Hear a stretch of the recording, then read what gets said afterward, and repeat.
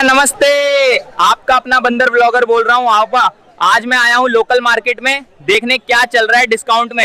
ये देखो भाई साहब, सब्जी वाले अंकल को देखो। मुझे देखते ही बोले अबे इंसान है या जानवर। मैं बोला दोनों का कॉम्बो पैक हूँ भाई। भाई ये समोसे खतरनाक हैं, लेकिन ध्यान रहे बंदरों के लिए स्पाइसी थोड़ा ओवर हो जाता है। ठीक है। अब देखो, एक बंदर इंसान जैसे कपड़े पहन ले तो स्टार बन जाता है। अगली बार मैं मॉल में जाऊंगा सीधा एसी में व्लॉग। अभी मजा आएगा ना भिड़ो।